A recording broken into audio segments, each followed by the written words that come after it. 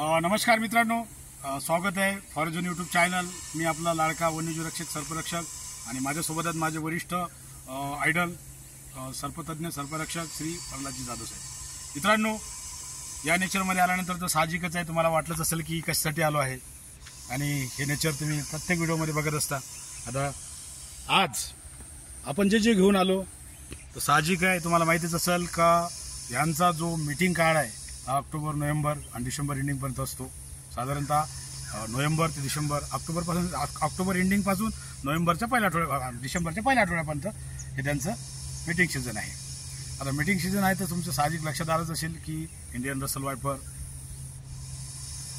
दबोई रसली आणि मराठीमध्ये घोणस, विदर्भामध्ये परड, हे तिन्ही साप, या सापांची संपूर्ण माहिती मी बऱ्याचशा व्हिडिओमध्ये टाकली आणि कंटिन्यू रोज एक दिवसाला आड आम्ही हे साप असे रेस्क्यू करतो। रोजचे 4-5 कॉल चालू आहेत। 4-5 कॉलमध्ये 1-2 तर भेटतच असतात। रात्री खूप उशीर झाला होता, रात्री हे 2 घोणस रेस्क्यू करण्यात आल्या। रात्री हे 2 घोणस आपण रेस्क्यू केले। त्यानंतर आज सकाळी टीमच्या वतीनं एक रेस्क्यू करण्यात आली। असे एकूण 1, 2 आणि 3 घोणस आपल्याकडे सध्या आहेत आणि त्यांना आपण त्यांच्या निसर्गामध्ये त्यांच्या आबादी वाढवण्यासाठी आपण त्यांना इथं सोडत असतो आणि तिथे सोडण्यासाठी आपण आलोय। तर मित्रांनो, सर्वप्रथम तर आपण काय करू, या छोटीपासून सुरुवात करूया। छोटी जरी असली तरी हायली पोटेंट हिमोटॉक्सिक वेनमनी भरलेली आहे। या सापाचं वैशिष्ट्य म्हणजे मित्रांनो, हा साप अंडे न देता डायरेक्ट पिल्लांना जन्म देतो।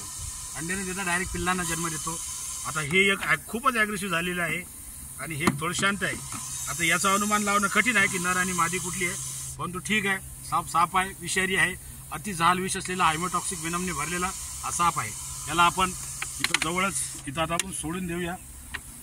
थोडंसं या साईडला सोडूया मित्रांनो, कारण बरेचसे साप आपण या दिशेने सोडलेले आहेत। इथं पाणी आहे, इथंही साईडच्या बाजूला वाळ आहे, इथंही पाणी आहे, तरी याला आपण इथं जवळच आपण याला सोडूया। बघू शकता मित्रांनो, छोटा आहे पण किती ॲग्रेसिव्ह झालेला आहे आणि त्याचं तुम्ही हे बघू शकताय, हे बघा बाईट करण्याची क्षमता बघू शकता तुम्ही। तरी तो पाण्याच्या दिशेने चाललाय मित्रांनो, एकदम शानदार रिलीजिंग। आपण त्याला बघू शकता, एकदम शानदार रिलीज।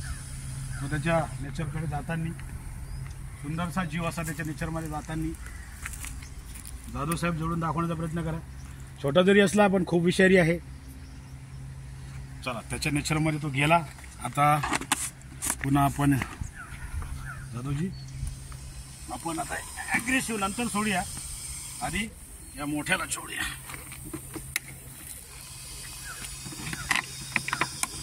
बघू शकता मित्रांनो, तो किती ॲग्रेसिव्ह झालेला आहे आणि आता हा दुसरा आपण याला इथे सोडत आहोत।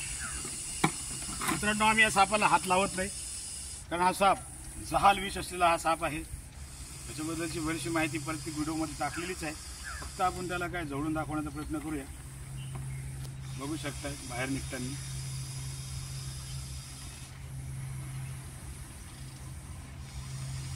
जायचा घेतो तो, जायचं कुठल्या दिशेने, थोडंसं मागं थांबा थोडंसं, आपण त्याला जवळून दाखवू आपल्या दर्शकांना, कारण तो जाणार आहे बरोबर त्याच्याच नेचरमध्ये।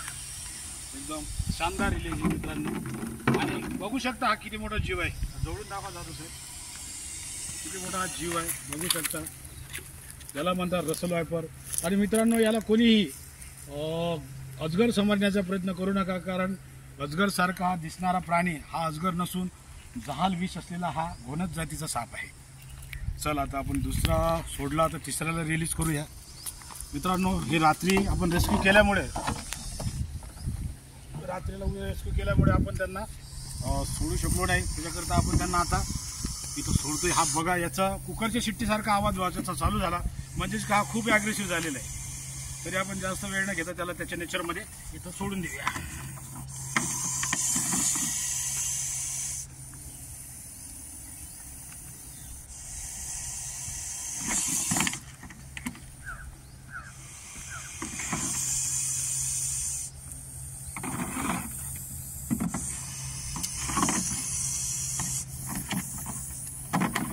बघू शकता मित्र, दुसरा सुद्धा जीव त्याच दिशेने आपण सोडताना बघू शकता, शानदार रिलीज।